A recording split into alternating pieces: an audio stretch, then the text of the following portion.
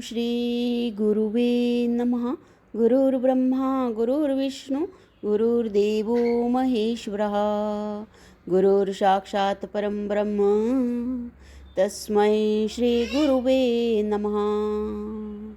ओम सहना भवतु सहनो भुनक्तु सह वीर्यं करवावहै तेजस्विनावधीतमस्तु मा विद्वेषावहै।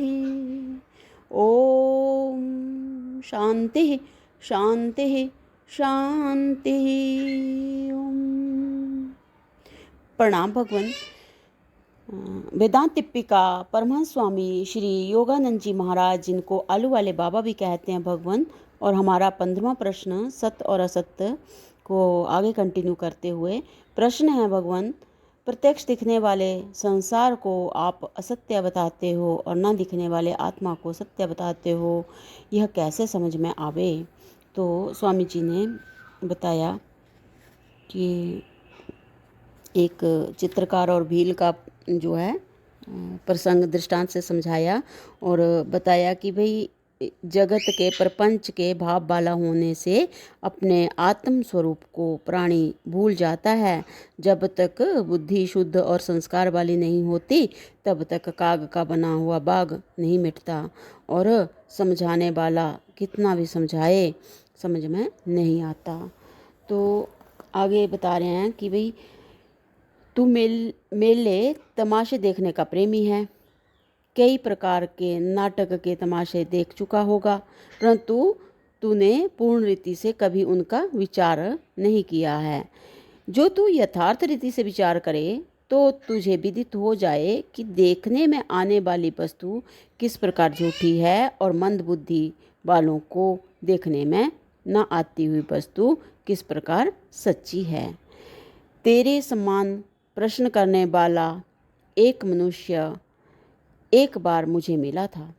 जब मैंने देखा कि बातों के समझाने से यह ना समझेगा तो मैंने एक नाटकशाला के मालिक को, जो मुझे जानता था, लिखकर 4 बजे गाड़ी मंगवाई और मैं और प्रश्नकर्ता दोनों नाटकशाला में गए। वहाँ जाकर देखा कि सब वस्तुएं अस्त व्यस्त पड़ी हुई हैं। एक्टरों के कदरूपे चेहरे और फटे टूटे वस्त्र आदि देखने में आए। हम सब स्थानों पर घूमे,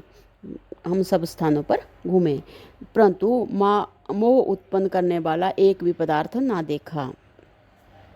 सब भयंकर ग्लानि रूप थे। मेरा साथी कहने लगा, महाराज ये तमाशा करने वाले लड़के रात को तो बड़े सुंदर दिखते हैं, इस समय तो देखने को भी जी नहीं चाहता। मैंने कहा, तू सब बातें याद कर ले, मैं उनके संबंध में तुझसे बातचीत करूँगा।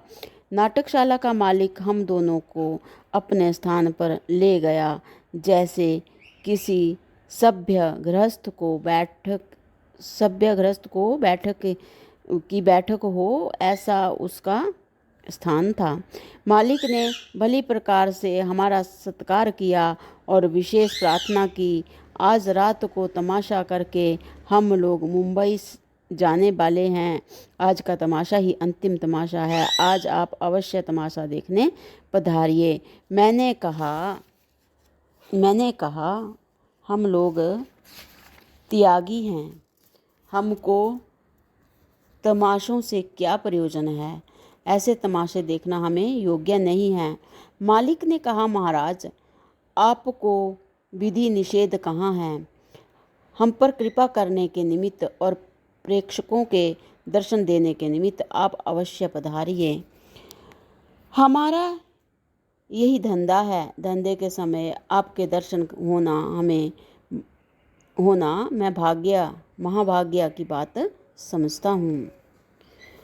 यह कहकर उसने एक आदमी को 2 फर्स्ट क्लास टिकट लाने की आज्ञा दी। वह 2 टिकट ले आया, स्थान रिजर्व कर दिया गया। फिर उसने हमको गाड़ी में बैठाकर फूलों के हार पहनाए और गुलदस्ता भेंट करके रवाना किया। रात को वही गाड़ी हमको लेने आई और हम दोनों नाटकशाला में जाकर नियत स्थान पर बैठ गए। राजा हरिश्चंद्र का तमाशा था। वहाँ का दृश्य आश्चर्यजनक था। इंद्र की सभा का आना, वशिष्ठ और विश्वामित्र की बातचीत होना, विश्वामित्र का हरिश्चंद्र को अनेक प्रकार के कष्ट देना, हरिश्चंद्र का अपनी प्रतिज्ञा का भंग न करना, राजा रानी का विक्रय, पुत्र की मृत्यु, रानी का पुत्र चलाने जाना इत्यादि करुणाजनक था। तमाशे का सब दृश्य और प्रयोग बाद याद करने को मैंने अपने साथी को कह रखा था।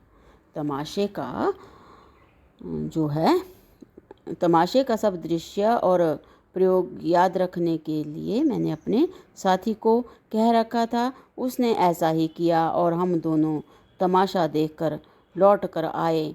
उसके 8 दिन पीछे मैं और वह घूमने को निकले और जिस स्थान पर नाटक हुआ था वहाँ आए। वहाँ इस समय कुछ ना था, क्योंकि कंपनी में काम चलाओ नाटक घर अपनी तरफ से बना कंपनी ने जो है काम चलाओ नाटक घर अपनी तरफ से बना लिया था। जब कंपनी चली गई तब सामान हटा लिया गया और वहाँ साफ मैदान रह गया। मैंने अपने साथी से कहा, हम लोगों ने तमाशा देखा था, क्या यह वही स्थान है? उसने कहा, हाँ। मैंने कहा, उस दिन तो यह स्थान बहुत शोभायमान था, आज उसका क्या हो गया? अब तो सफाचट मैदान पड़ा है। उसने कहा, वह सब सम्मान और शोभा नाटक वालों की थी। वे लोग अपना सब सामान और पर्दे अपने साथ ले गए। अब यहाँ क्या है? मैंने कहा, क्या है? क्यों? जो है सो तो गया नहीं। उस जिसके ऊपर शोभा हो रही थी वह तो कहीं नहीं गया। उसने विचार कर कहा, नहीं, जिस पृथ्वी पर शोभा हो रही थी वह पृथ्वी तो अब भी है। तब मैंने कहा, फिर गया क्या? तो उसने कहा, जो लोग आए थे वे चले गए। मैंने कहा, अच्छा, यह तो तुझे निश्चय हो गया कि जो आया वह गया, जो आता है सो जाता है। उसने कहा, हाँ। मैंने कहा, जो आता नहीं है स्थिर है, वह जाता भी नहीं है। पृथ्वी आई नहीं है, स्थिर है, इसलिए वह जाती भी नहीं है। उसने यह बात स्वीकार कर ली। तब मैंने फिर कहा, जिस दिन हम दिन में गए थे तब वस्तु और पात्रों उनकी एक्टरों का क्या हाल था? उसने कहा, सब अस्त व्यस्त थे। मैंने कहा, फिर रात्रि में क्या हुआ? उसने कहा, सब शोभा को प्राप्त हो रहे थे। मैंने कहा, फिर क्या हुआ? उसने कहा, वह शोभा बिगड़ गई। मैंने कहा, प्रथम दृश्य क्या था? उसने कहा, इंद्र की सभा, राजा हरिश्चंद्र का राजस्थान, जंगल, हरिश्चंद्र की दुर्दशा के अनेक दृश्य। मैंने कहा, रानी 1 पैसे के लिए रो रही थी। राजा पैसा देकर उसका दुख दूर नहीं कर सकता था। इतना नहीं, तमाशा देखने वालों में से भी किसी ने 1 पैसा देकर रानी का दुख दूर ना किया। राजा भंगी के समान कार्य कर रहा था, रानी दासी हुई। इस प्रकार पात्र बदले गए। जिसमें बदली हुई वह ना बदला, जिसमें बदलती हुई वह ना बदला। हरिश्चंद्र बनने वाला जो लड़का था वह राजा बना था, तो क्या वह यथार्थ राजा बन गया था? प्रश्न है। वह तो पात्र ही रहा। जब वह भंगी का काम करने लगा तब क्या वह भंगी हो गया? ये भी प्रश्न है। तब भी वो बोल रहे हैं कि वो जब भी वो पात्र ही रहा, जब भंगी का कार्य किया तब भी और जब राजा बना तब भी। तो उसने कहा, वह तो पात्र का पात्र ही रहा। ऊपर के कपड़ों और दृश्यों में भी अंतर हो गया था। वह दिखावा झूठा था। झूठे में सच्चे पैसे की सहायता से क्या होता? झूठ बदला किया। मैंने कहा, जब यह लड़का राजा हरिश्चंद्र बन आया था तब तेरा ऐसा क्षण नहीं हुआ था कि यह लड़का इस प्रकार है। जिस समय इंद्र की सभा का दृश्य देखने में आया था तब नीचे की पृथ्वी होते हुए भी तुझे पृथ्वी का लक्ष्य नहीं था। पृथ्वी सच्ची थी, ऊपर के सब आडंबर देखने मात्र थोड़ी देर के लिए थे, इसलिए झूठे थे। इसी प्रकार ब्रह्म को सबका अधिष्ठान रूप पृथ्वी समझ। ब्रह्म को सबका अधिष्ठान रूप पृथ्वी समझ। ऊपर के आडंबर नाम रूप की उपाधियों के हैं, वे आते हैं और चले जाते हैं, विकारी और नाशवंत हैं। उनमें कुछ भी हुआ करे, उससे अधिष्ठान स्वरूप ब्रह्म की किंचित हानि नहीं है।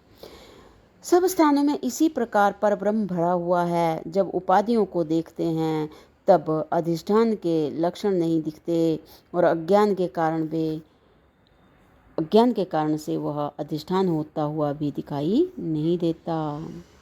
स्वामी जी कह रहे हैं कि जब उपाधियों को देखते हैं तब अधिष्ठान के लक्षण नहीं दिखते और अज्ञान के कारण से वह अधिष्ठान ही होता हुआ भी दिखाई नहीं देता।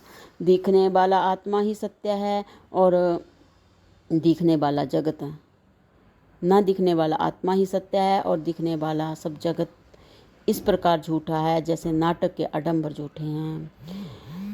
इस मेरे समझाने से वह मनुष्य आत्म तत्व को समझ गया, तू भी समझ गया होगा।